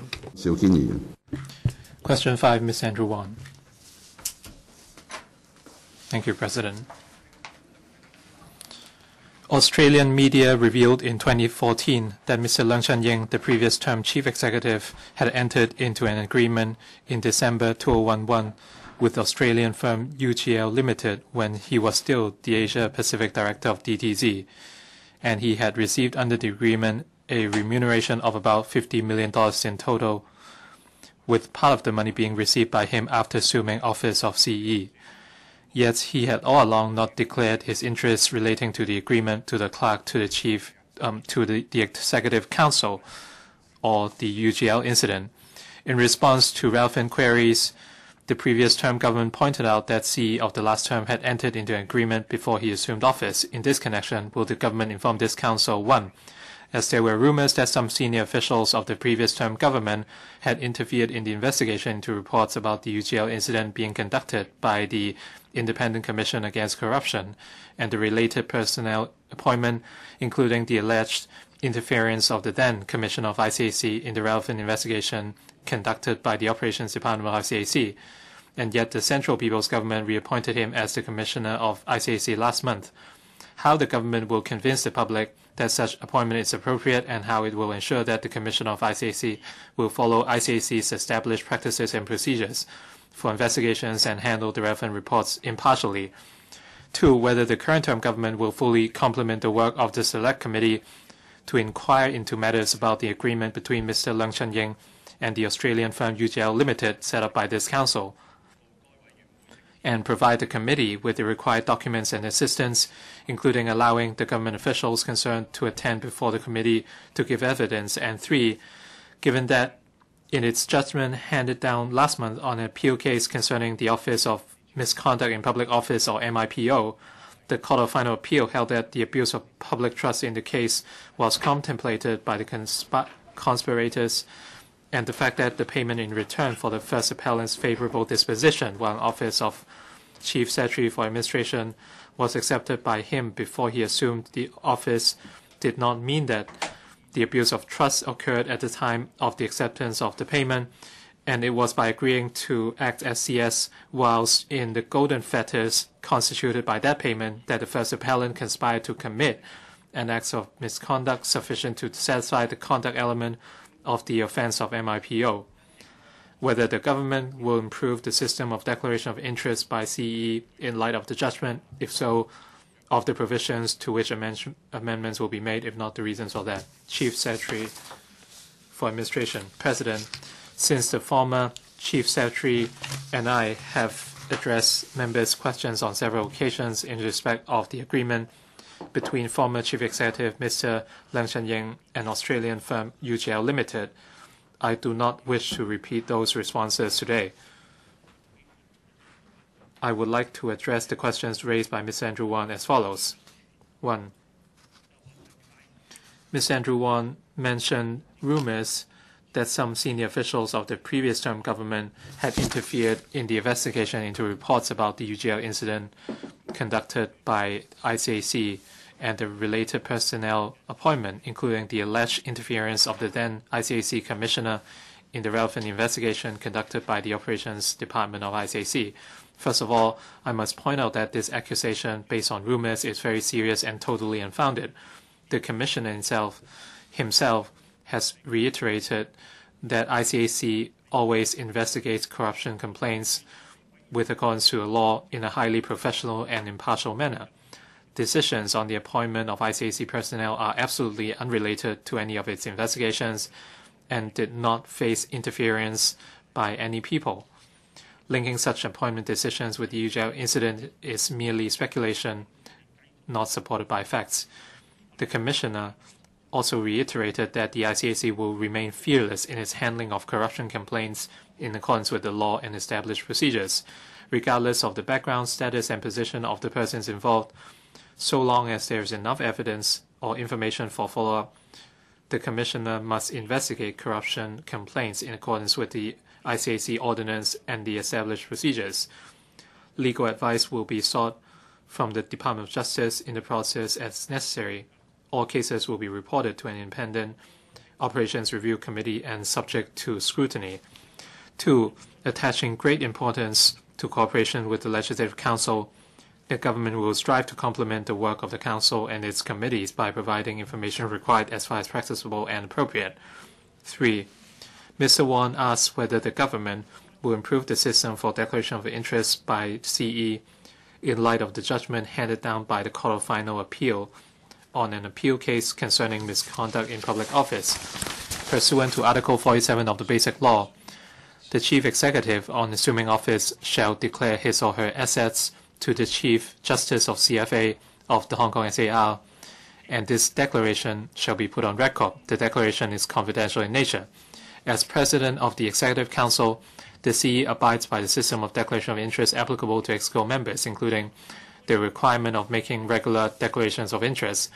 The CE declares his or her registrable interest annually for public inspection and makes declaration on his or her financial interests annually on a confidential basis, deposited with the clerk to EXCO.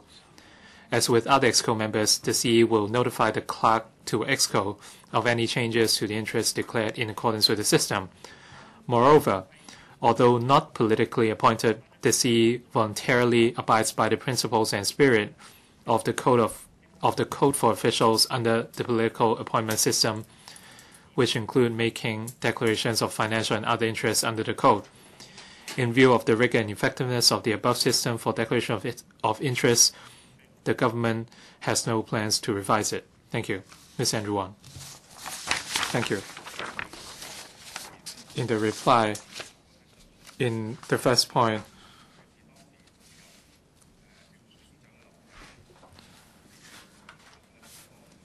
it was different from what the former Chief Secretary Carrie Lam said in the previous term government. She said the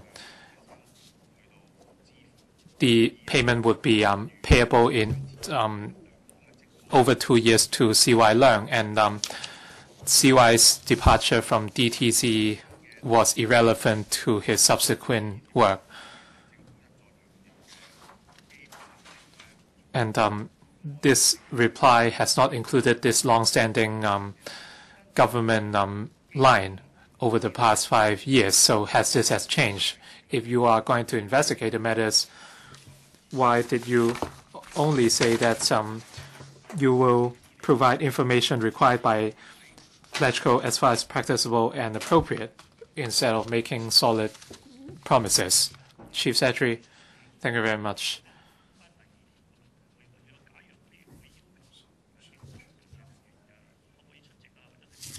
If government officials are required to attend meetings or provide information, we will try our best to help as far as practicable and appropriate.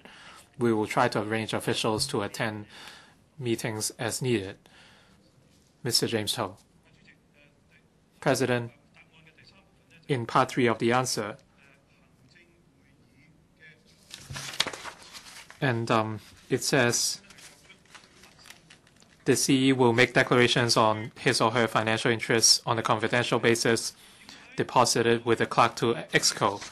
My question is, why can't these confidential declarations be published if we only rely on EXCO to supervise the matter? How can the public be in the know?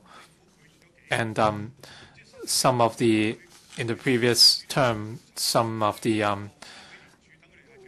requests were rejected. So in the new term government, I would like to know whether the ICAC would be able to investigate these declarations. According to Article 47 of the Basic Law, the CE shall declare his or her assets to the Chief Justice of CFA, and the declaration would be confidential. And the requirements on EXCO members also apply, including the requirement of making regular declarations, and the registrable interest would be declared for public inspection. As for the annual financial interest declaration, they are made on a confidential basis, and they would be deposited with the clerk to EXCO. There's an element of transparency because the number of assets would be disclosed, but not the addresses or details. So we're looking at two levels here. Mr. LEUNG, the declaration of interest must be confidential. So how can the public monitor the declarations? Company ownerships or directorships must be disclosed. And this information is available online. But for the actual money involved or number of shares, etc., would be kept confidential. Mr. LEUNG. The first line of the CSO's reply said that since the former Chief Secretary, which was Mrs. Carrie Lam, and I have addressed members' questions on several occasions in respect of the agreement between former Chief Executive C.Y. Leung and Australian firm UGL Limited, I do not wish to repeat those responses. President, the former Chief Secretary, Mrs. Carrie Lam, had stressed that it was a service agreement.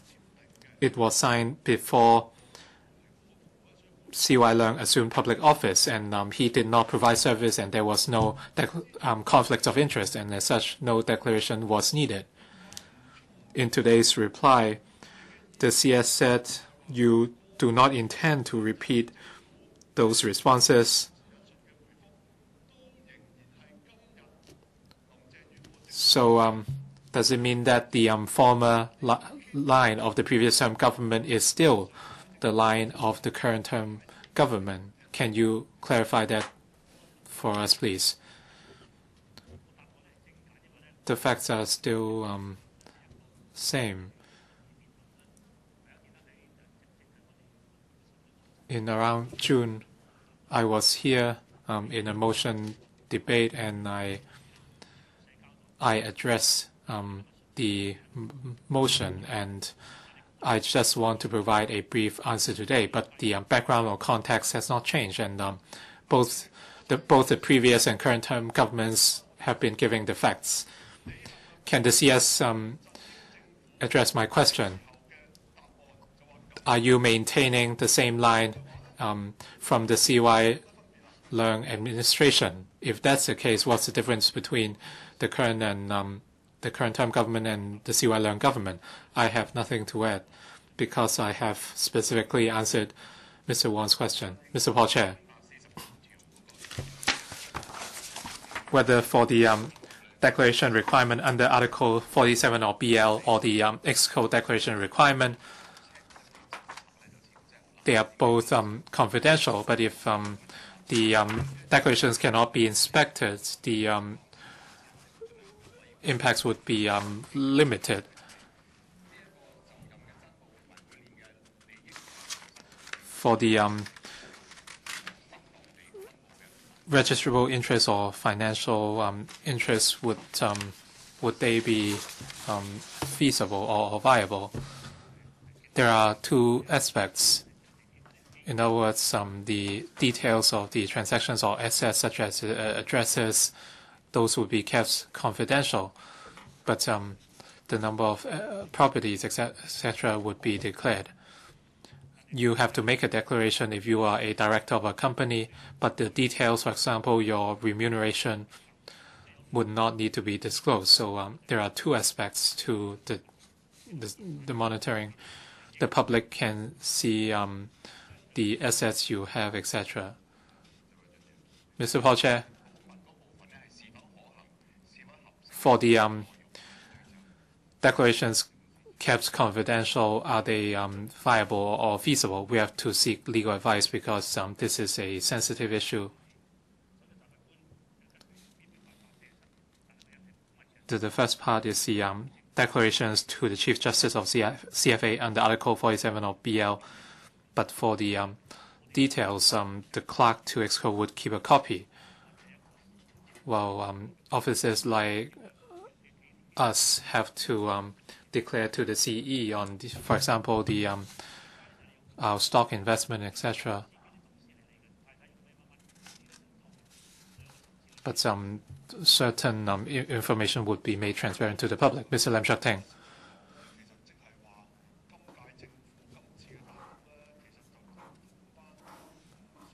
In other words, the response of the current term government is the same as that of the CY Leung government. The ICAC commissioner has to report to the chief executive, which is Carrie Lam now.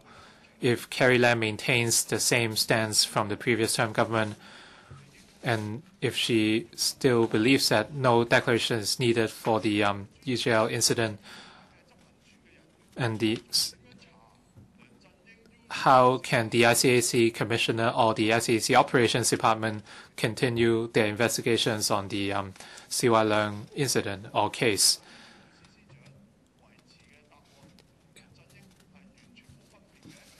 Is there no difference at all between the line maintained by yourself and Carrie Lam as CY Leung's administration?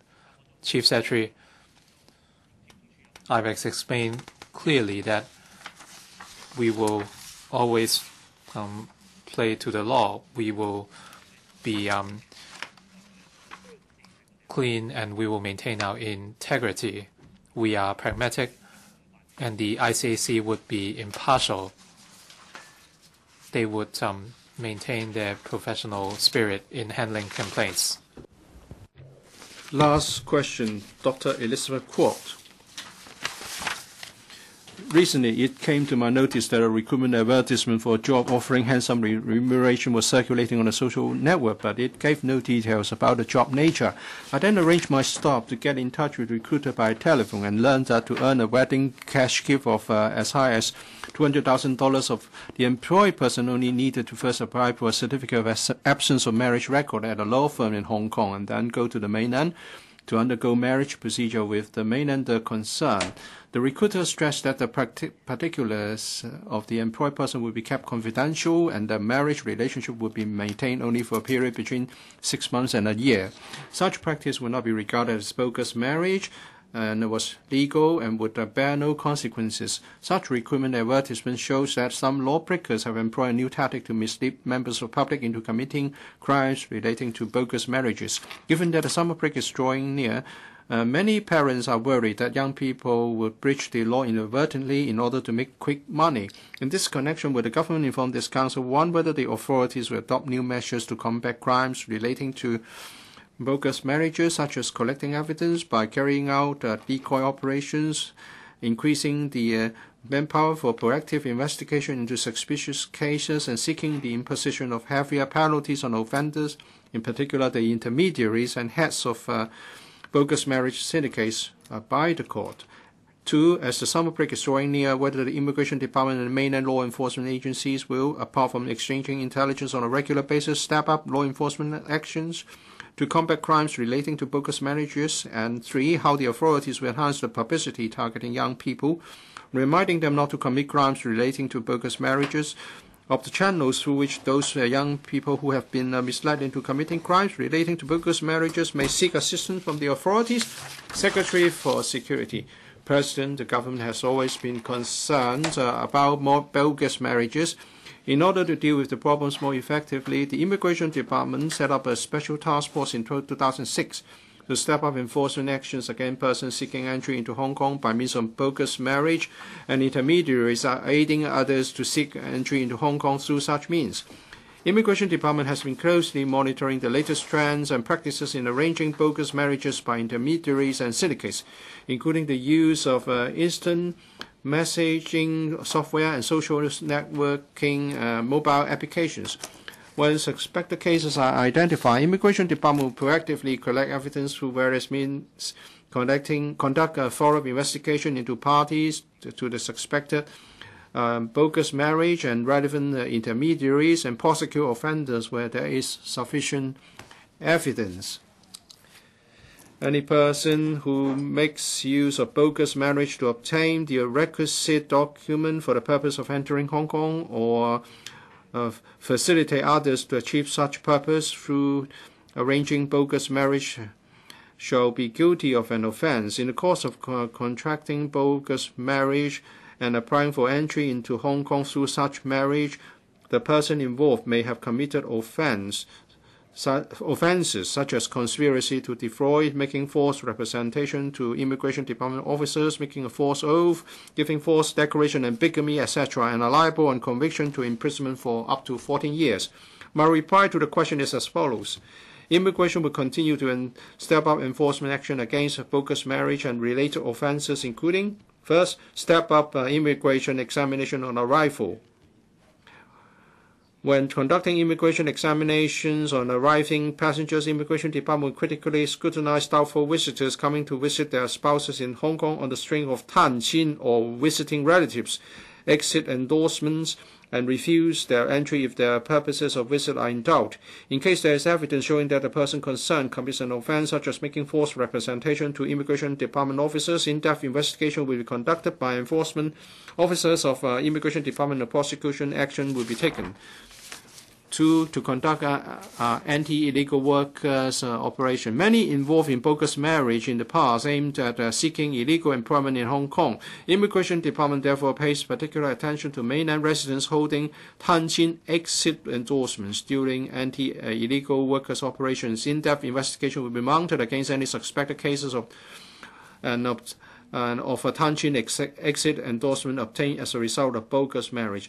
3. To step up operation against intermediaries. Many bogus marriage cases in the past involve intermediaries arranging mainland residents to contract a bogus marriage with Hong Kong residents and then apply for the requisite document to enter Hong Kong. Immigration Department have all along been paying attention to and conduct investigation into doubtful intermediaries. It also cooperates with the mainland authorities by exchanging intelligence with a view to combating intermediaries and bogus marriage syndicates involved in cross-border crimes. Besides, the Special Task Force of Immigration Department also keep track of the trend of bogus marriages and collect intelligence from various channels, including advertisement with wording such as quick money and cross-border matchmaking, in instant messaging and social working mobile applications, newspaper, web pages, etc. It will conduct in-depth investigation into suspicious marriage intermediaries. 4. To step up checking of doubtful marriage registration cases. Apart from the Special Task Force, the marriage registries of Immigration Department are also involved in combating bogus marriage. Marriage registries have set up checking on suspicious marriage registration cases to more effectively identify dubious cases of suspected double marriages in the mainland Hong Kong. Meanwhile, the Investigation Subdivision of Immigration Department also initiated investigation into any suspected bogus marriage cases. With these measures in place, a number of suspected cases were swiftly detected and successfully prosecuted. Immigration Department will make a flexible deployment of manpower in the light of the effectiveness of the above measures and operational needs to continue with its enforcement actions against bogus marriage. It would also review the manpower requirements as necessary. In response to the trend of bogus marriage and the circumstances of individual cases, the Immigration Department will also take appropriate measures to collect intelligence and evidence to further combat the intermediaries and masterminds of bogus marriage syndicates proactively. From 2008 to 2016, 1,648 persons, including intermediaries and parties to suspected bogus marriages, were successfully prosecuted by Immigration Department. Apart from a small number of cases where the convicted was sentenced to community service orders of 80 hours or above, the majority of the convicted were sentenced to imprisonment from 4 to 24 months. In one such case, the head of a syndicate was sentenced to imprisonment for 48 months. Regarding the sentence, if immigration considered the sentence imposed on an individual case too light or to properly reflect the gravity of the offense and to provide effective deterrent, it would seek legal advice from the Department of Justice on whether to request for review of sentence or to apply for leave to appeal. The Immigration Department has maintained close liaison with mainland authorities to combat crimes related to bogus marriage. In addition, the Immigration Department will notify the mainland authorities of mainland residents who are suspected to be involved in bogus marriage. This enables the mainland authority to strictly scrutinize their future application for exit endorsements. The mainland authorities will also refer cases of suspected bogus marriage to Immigration Department for follow-up. When persons involved in those cases come to Hong Kong in the future, Immigration Department will thoroughly examine their purpose of visit and refuse the entry of anyone whose purpose of visit is in doubt. For persons who are found to have obtained their residence in Hong Kong by fraudulent means, their Hong Kong identity card or residence status will be invalidated according to the laws of Hong Kong. They will also be subject to removal to their places of origin. To remind members of the public, including young people, of the possible consequences of participating in bogus marriage and the serious implication of committing related offences, Immigration Department has, from time to time, announced the crackdown of bogus marriage syndicates and successful prosecutions of intermediaries and participants through press conferences, press releases, and media interviews, etc.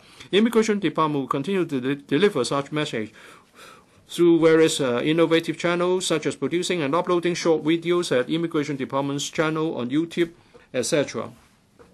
If any members of the public have unfortunately become victims of bogus marriage or intend to provide information on suspicious bogus marriage cases, they may report to the Immigration Department at any time through various channels. Thank you, President. Dr. Elizabeth QUAT, many young people, because of greed, would be trapped by such for bogus marriage arrangements, and they don't know what to do. If they report the case to the Immigration Department, they may face criminal liability. The Secretary has not mentioned in the May reply on how they can be assisted. It said that most of those prosecuted would serve a term, imprisonment term from 4 to 24 months, and one of them was sentenced to imprisonment for 48 months. And if the Immigration Department considered the sentence too light, they will apply for a review of sentence or apply for leave to appeal.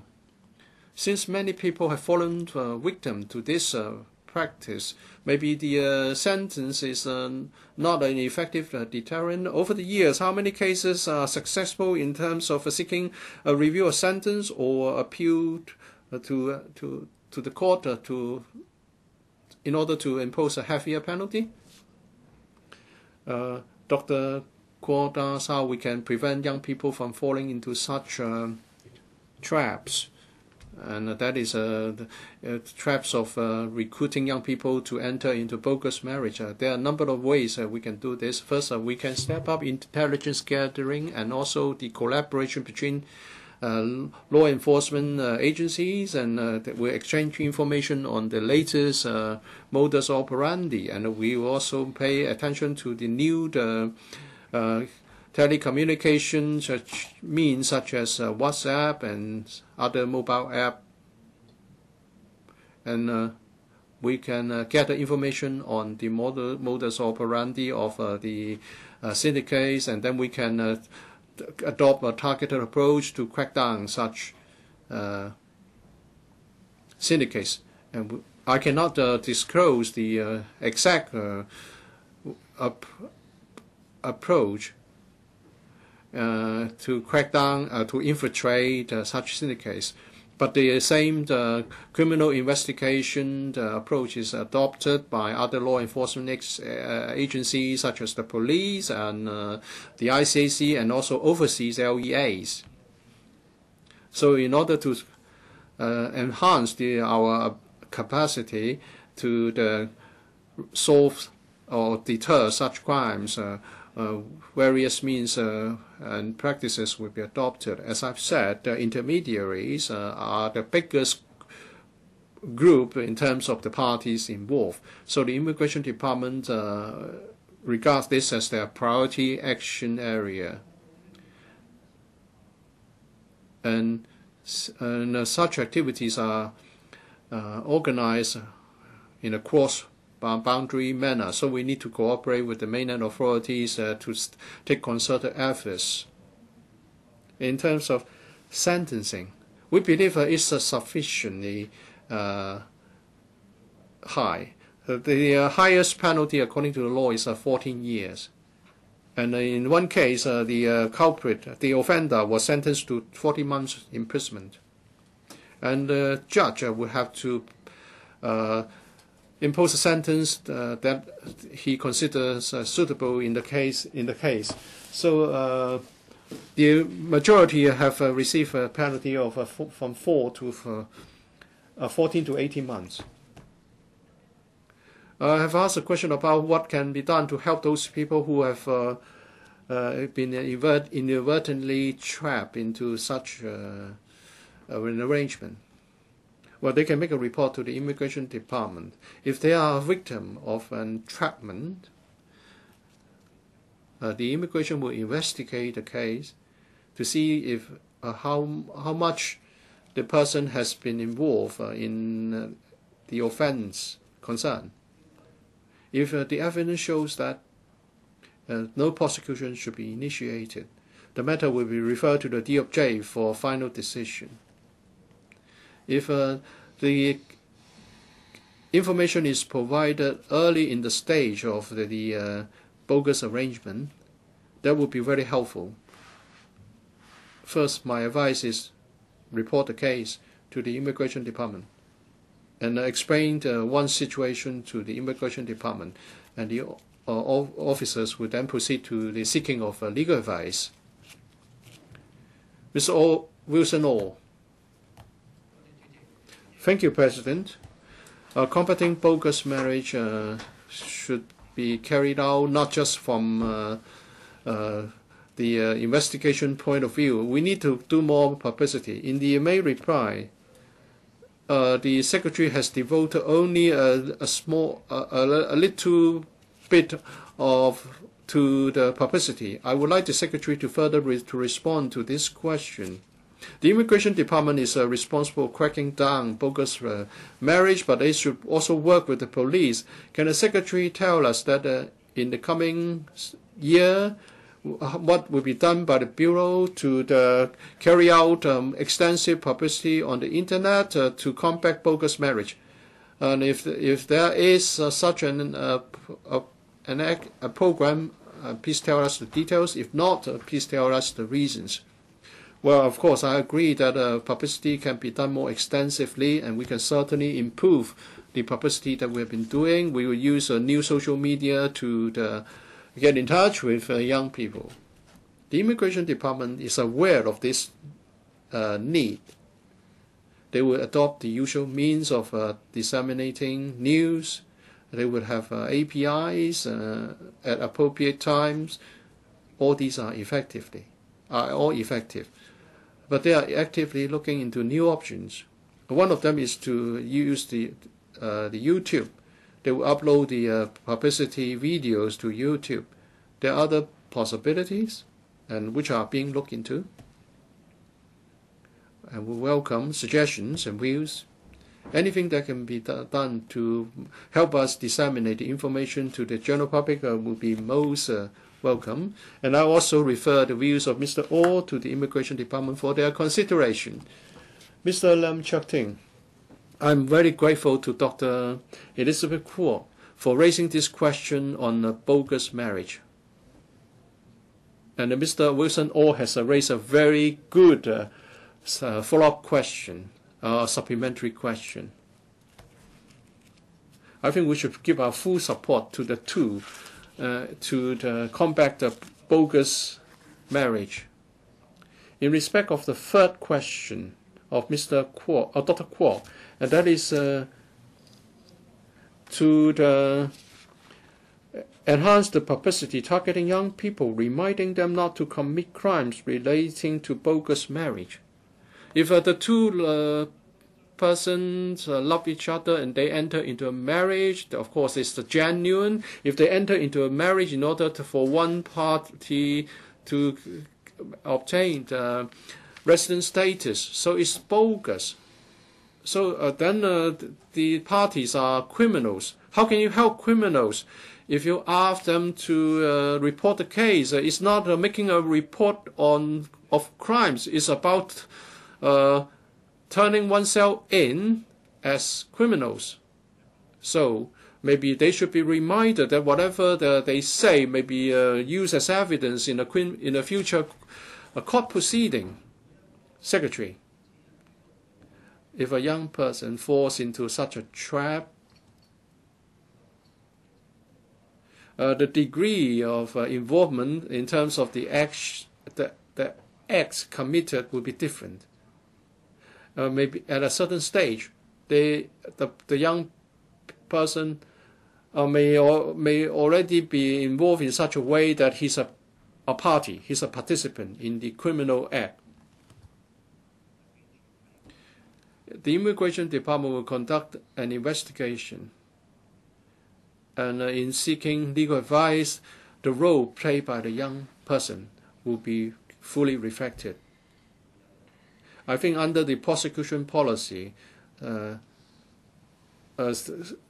consideration would be given that certain people who have been involved in the crime and yet they have reported the crime will not be prosecuted. And sometimes we have to look at the stage of the involvement.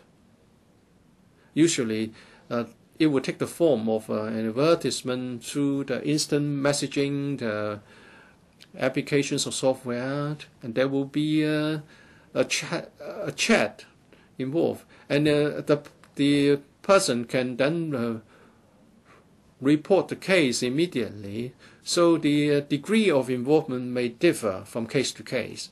So if the young person takes the initiative to report the case at an early stage, that will be taken into account. But I've heard from you, yes, they may be offenders themselves. If it's already done, it's done. That cannot be changed. But if in the first instance, the person concerned indicates that he is willing to assist in the investigation, then I think Mr. Lam also understands that the DOJ will take it into account. If there's a court proceeding, the court will also take this into account. That would be helpful. Mr. Paul Chair. 1,648 cases in 10 years, I would say is an acceptable achievement.